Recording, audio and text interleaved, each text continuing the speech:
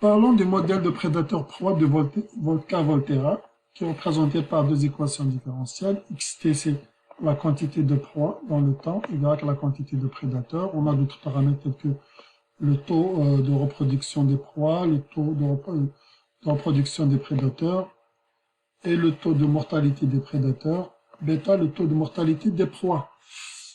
Une solution à ce système, c'est la solution nulle 0, 0. Fonction xt égale 0, x soit t, y t égale 0, x soit t, c'est une solution. Vous allez voir ici, si vous remplacez par 0, la dérivée de la fonction nulle c'est 0, et ben x 0 fois cette quantité c'est 0. Donc c'est vraiment une solution. En d'autres termes, s'il n'y a aucun proie, aucun prédateur, ben, il n'y a rien qui se passe.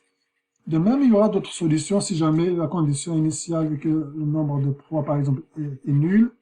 Ben, on se rendra compte que le nombre de proies va rester égal à 0 et que le nombre de prédateurs va finir par, il va décroître jusqu'à devenir nul également. Donc les prédateurs vont s'éteindre.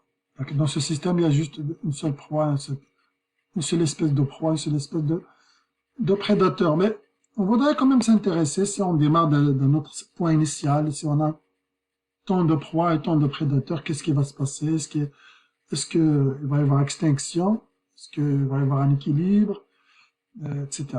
On aimerait s'intéresser à ce système. On peut jouer sur le taux de mortalité, le taux de reproduction des prédateurs, des proies, pour voir juste qu'est-ce que c'est.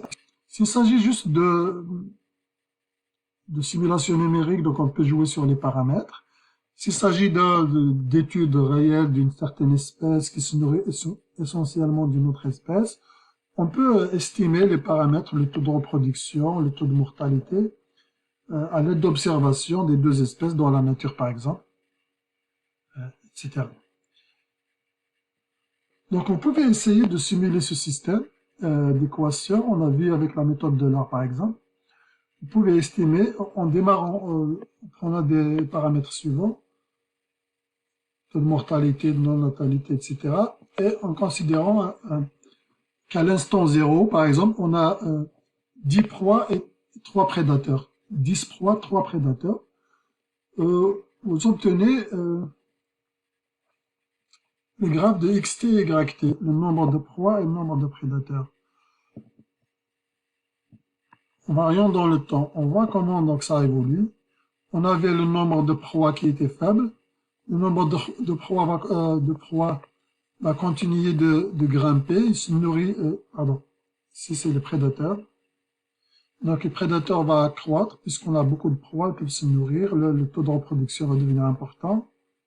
Et puisque le nombre de proies augmente, le nombre de prédateurs augmente, et bien les proies vont baisser. Jusqu'à atteindre un taux faible où les proies ne trouveront pas grand-chose, les prédateurs ne trouveront pas grand-chose à manger. Donc le taux de mortalité va exploser chez les prédateurs. Et ça va baisser, ce qui va permettre aux proies encore nombre de proies dans la nature d'augmenter. L'augmentation de la nourriture va faire augmenter le nombre de prédateurs, etc. Donc on obtient ces deux solutions. La solution c'est le couple xt-yt, qui est l'évolution des proies prédateurs en fonction des paramètres qu'on vient. Et vous pouvez, si vous avez fait une simulation, vous pouvez obtenir différents graphiques selon le taux de mortalité, le nombre de proies, etc. Vous pouvez essayer avec 0, si on a 0 proie dès le début, vous pouvez essayer plein de paramètres. Donc, dans votre simulation, il faut juste revenir, comment on fait ça avec la méthode de l'heure. Donc, si on veut appliquer la méthode de l'heure, on va utiliser l'algorithme suivant. Xn plus 1 égale Xn plus le pas, on va l'appeler H, le pas du temps. C'était un intervalle de temps, on va l'appeler H, fois cette fonction, donc fois Xn, alpha moins bêta Yn. Et Yn plus 1 égale Yn plus H, ou bien moins H cette fois-ci, puisqu'on a un moins ici.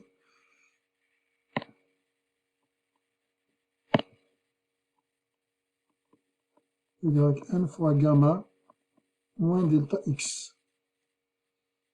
Moins delta Xn. Donc, vous pouvez essayer justement de résoudre ce problème. vos exerçons, je vous conseille de le faire pour vous pratiquer un petit peu.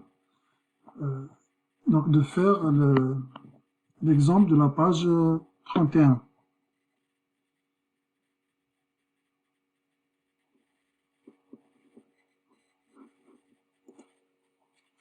Donc je vous conseille de faire ce travail, les modèles de Volterra. Continuez le travail jusqu'au bout, notamment avec l'étude de la stabilité, etc.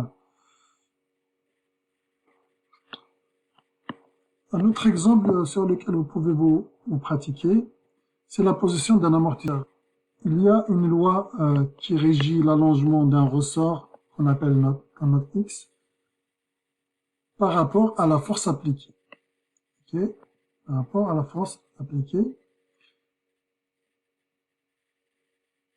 Donc, on a quelques constantes comme la constante de rappel du ressort. Hein.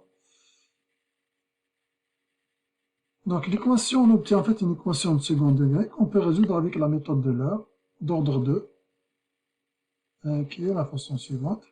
Il faut bien sûr des conditions initiales. On a le temps, c'est n plus h, on avance avec un pas h. Et puis, on a les valeurs de la suite xn et vn. Vn correspond à la vitesse d'allongement, donc bien la vitesse de compression du ressort. Là, on a un exemple. Donc dans cet exemple, on voudrait étudier la stabilité, donc du point de vue numérique. Vous pouvez essayer d'étudier la stabilité du point de vue numérique, tel qu'on l'a vu avec la méthode du point fixe. Hein. Est-ce qu'il y a une stabilité? La deuxième chose, une fois on a trouvé cette solution qui est numérique, on peut savoir est-ce que la solution obtenue conforme à ce qu'on pourrait attendre comme solution. Est-ce qu'il est conforme? Est-ce que c'est logique? Propagation d'une maladie. La propagation d'une maladie peut être modélisée également avec une équation différentielle en disant que xt c'est la population, la vitesse de propagation de la maladie c'est dx sur dt. X en fait c'est la proportion de la population infectée. X c'est la proportion.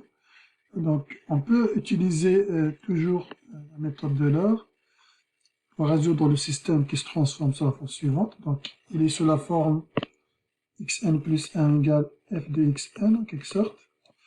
Et avec une valeur de départ, donc ici le pas c'est h égale 1. Et on peut démarrer d'une valeur de départ de certain nombre de personnes infectées de départ. Là, si c'est 0, là, on va obtenir la solution triviale. Mais il faut démarrer d'une autre valeur. Voilà.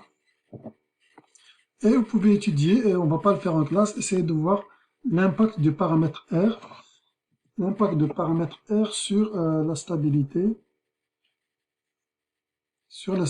du système. Vous pouvez démarrer d'une certaine proportion infectée, de population infectée. On a dit, attention, X est une proportion, donc par exemple 20%, donc 0,2 ou 0,3, la proportion de personnes de la population infectée. Et vous pouvez essayer de faire varier le paramètre R pour savoir c'est quoi l'effet sur la stabilité. C'est quoi l'effet sur la stabilité du système. Est-ce qu'à un moment donné, tout le monde va être malade? Est-ce qu'à un moment donné, tout le monde va être guéri? Ou est-ce qu'on va avoir un autre type de solution? Notre point stable de la maladie, de l'état de la propagation de la maladie. Et voilà.